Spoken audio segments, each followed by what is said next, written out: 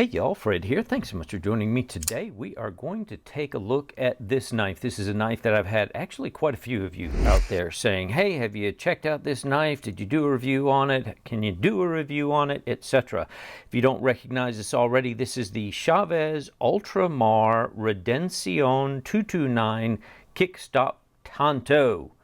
There's a big old mouthful for you. You probably recognize it from the skull pocket clip, which is a trademark of theirs. This is actually a replica. I got this one off of 𝗥𝗲𝗱𝗃𝗃, and what I pay for it, $62, and not sure what they say it's a 9CR18. We'll probably put it through some cut testing, but we're going to take a look at the good, the bad, the ugly of this knife and let you know what I think about it. And I really would like to get y'all's feedback on this one, so this is going to be interesting.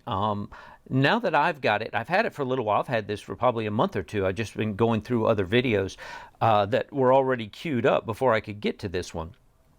I'm curious to see what you guys think about this knife and what your feedback is. I'm not going to spoil it yet. I'm going to give you guys a little chance down in the comments before I get all the way to the end and give you my final take on this knife. I'd love to hear what you guys think about this thing. There's some good, some bad, and some ugly, as there is with all knives, especially when you're in this box of chocolates where you never know what you're going to get with the old replica world. So 𝗵𝗃𝗃𝗀𝗃 got his start back in 2013 after attending, he said, the Atlanta Knife Show. The word Redencion, in case you can't translate that into English, that's Spanish for the word redemption. So there is some kind of pretty cool backstory with Mr. Chaves there, who's done lots and lots of variations, even of this knife in particular. He started out, as many do, making all custom knives, and then he went into full-blown production, partnering up with different companies. I believe the real one is made by 𝗥𝗲𝗃𝗃, so high quality, but obviously made in China, as was this replica version. Some of those have like a much bigger choil in them, like a forward choil. I think maybe his custom ones do. And on some of them, the pocket clip is more of an angle, whereas you can see this is really very symmetrical down here on the edge. There's a noticeable angle across. So that's just one of many different variations. But other than a couple of those things, as far as the Ultramar Redencion 229 Kickstop Tanto, this knife is pretty darn spot on in terms of how far replicas go. So as always, if you haven't already, I'd love to have you subscribe, hit that subscribe notification bell, that whole thing. Throw your boy a thumbs up right now while you're thinking about it, because that really helps me out. Something easy you can do. Let's take a look at the box real quick. We always like to do that. You can see they have done a pretty good job of mocking up a pretty good replica. I have no idea what the real box looks like. If any of y'all have bought the real one, you can probably let us know down in the comments. This is, pretty good as far as replica boxes go. A little bit of spongy pad up here, but nothing in it besides, the knife fit perfectly into this custom hard foam here. And they do send you the plain pocket clip. If you were to decide that, that pocket clip is just a little too much for me, you could put the plain one on. Not sure why you would want to do that. That's kind of the whole thing about this, badass knife. This is what I'm going to call a real man's knife, and we're going to talk a little bit more about that here in just a minute. This is a very heavy and solid, no milled out scales knife. That's why I call this a real man's knife. We're going to take a deeper dive into some of the specs here. Actually, let's go ahead and do some size comps first, so we can get that knocked out of the way. As always, I like to do my two Spydercos. You've got the PM2 and the Para 3. You can see obviously it's much bigger than the Para 3 and very similar in size to the PM2. I'm going to put this in front because sometimes that change of perspective. Now the PM2 looks longer. I can tell you, looking straight down on them, these two knives are basically the exact same length. Obviously this is the 𝗥𝗲𝗃𝗃 version of the PM2. Here's a nice big bad knife. I'm going to pull this out again to compare in a little while. So this is the 𝗤𝗵𝘃𝗃𝗀𝗃 Plague Doctor. Sorry, that's what I'm trying to say. 4-inch, big knife. This is definitely bigger than the Chaves. And then, of course, our favorite, the $10 Ozark Trail. Orange knife, just giving you a sense. So this is a kind of a medium to full-size knife, I would call this. Let's pull up the specs real quick. We'll run down the specs, and then we'll get into talking about some good, bad, the ugly. You can see this thing in the full open length is 8¼ inches. This is dead on with that. The blade measures out at 3.63 inches. This is true to that. You've got a little bit of a, I don't want to call it a choil of some sort, just an unfinished part of the blade here. So that's going to bring you down to 3.45 total inches on the cutting length. In closed position, 4.59 inches. The blade thickness on the original and this one, which is unusual, both come in at 160 thousandths. So somewhat on the thicker side, but you can see there's a little bit of a swedge that makes it look nice and thin as it goes down on the top.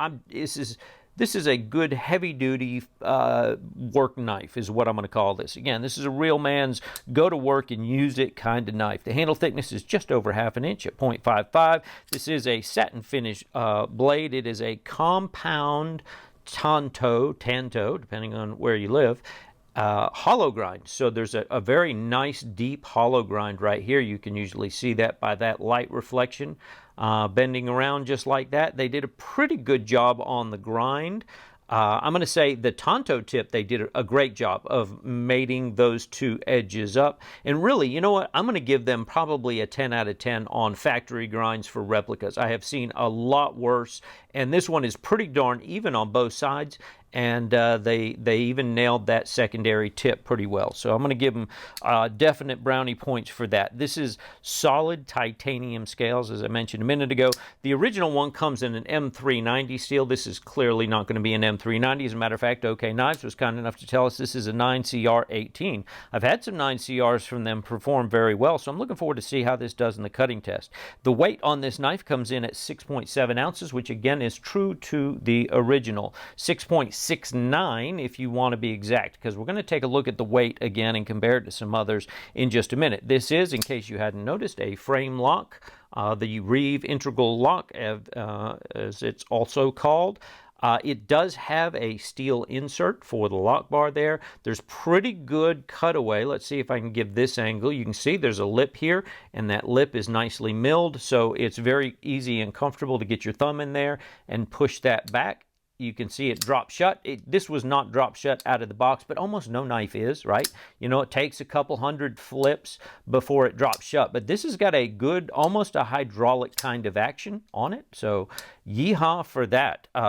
Really nice on the action. Excellent job. The original one comes in at $410, and there's, again, a ton of variations on that. So you can probably see it all over the place. I got this for $62. I did measure the behind the edge. I always try to do that down here in this hollow grind. Obviously, the Tanto tip's going to be much thicker than that, but I got a 19 thousandths, which isn't quite as thin as you might think it is. But again, you got to remember this blade, which is a true fingerprint magnet, starts at 160 thousandths, and only about 2/3 of the blade is even ground at all, albeit a nice, good, deep hollow grind, as I mentioned. This thing is great. It is good as is. Again, this is a real man's kind of work knife.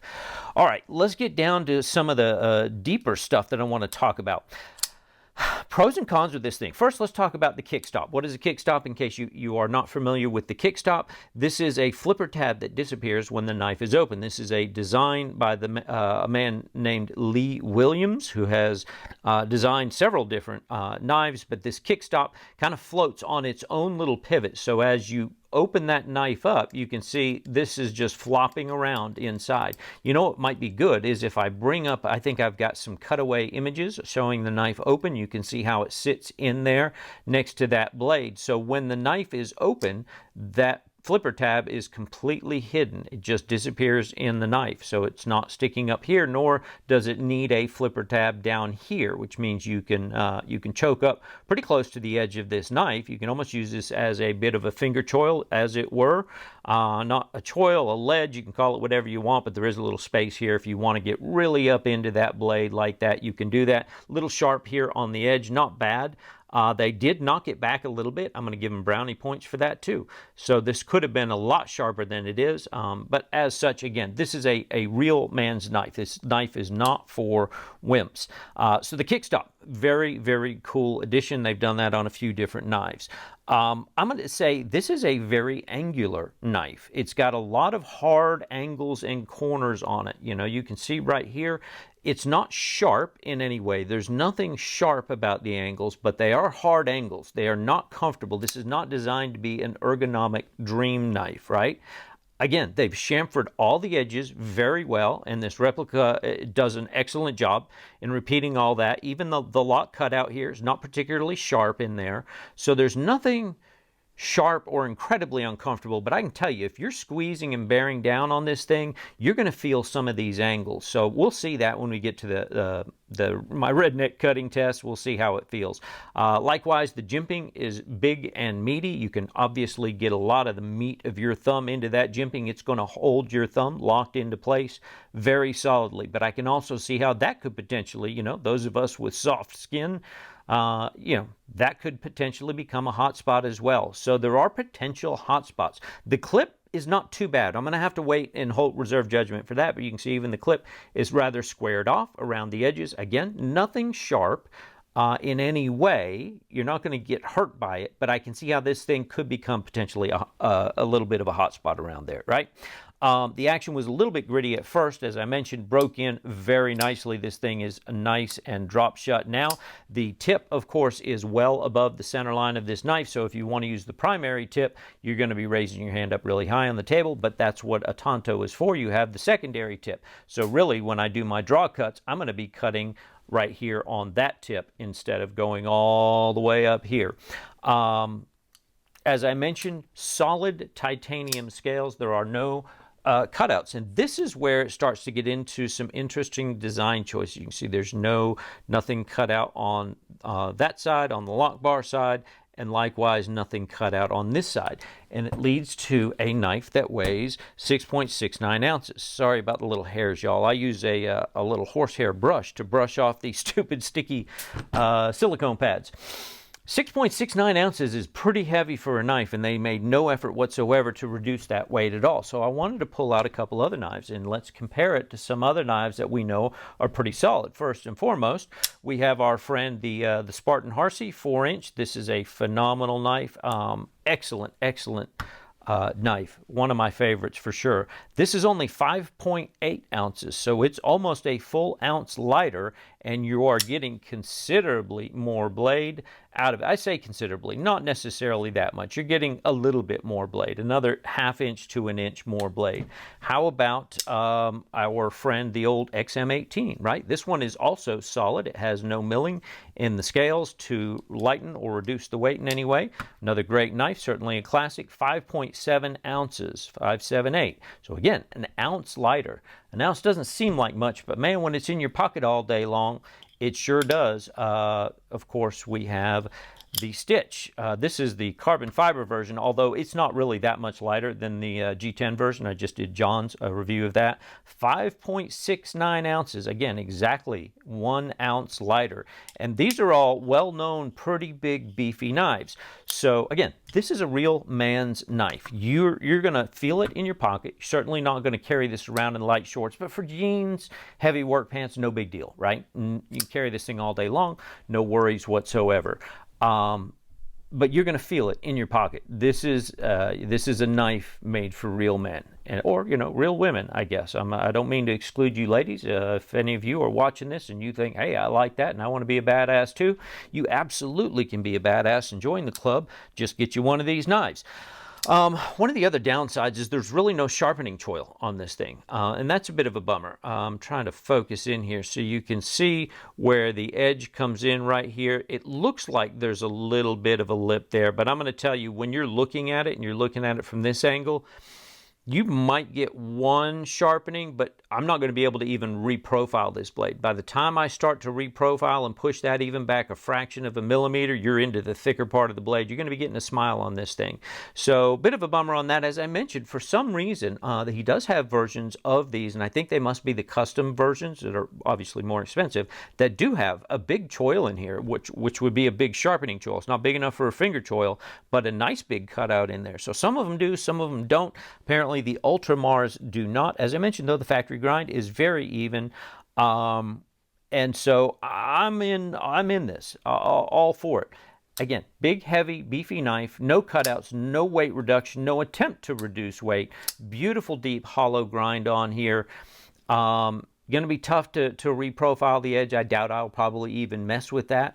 You know, I like to do that to a lot of my knives. I think that's about it, you guys. I'd love to hear what you think about this knife. I know several of you at least have gotten this, and several more have asked about it, so I think you guys probably got one too. What do y'all think about this thing? Is this something that you carry? I mean, it's not overly sized. It's not even that big. I mean, compared to like the size of the stitch, this is easy, you know, a smaller knife in the pocket apart from the weight of the knife. Only one way to open it. That's another thing, in case you hadn't already noticed that. The only way to open it is with this kickstop. Now, that's pretty cool, again, for all the reasons that we've already mentioned. So I'd love to hear what you guys think about this knife. Have you carried it? Do you carry it? Do you like it? Did you think it was too heavy? What would you have done differently? Not that really we need to be, you know, messing with this guy's work. This is a classic knife which is pretty readily recognized by anybody who's, you know, I'm going to say a knife enthusiast will usually recognize, certainly when you see the pocket clip, you're going to recognize Chaves' work, right? So there you go. Yeehaw for that. Again, if you haven't already, hit that subscribe notification bell. Let me know down in the comments what you think about this knife. Throw me a thumbs up if you haven't already done that. That certainly helps me out. Otherwise, I appreciate you guys as always, and we'll see you on the next video.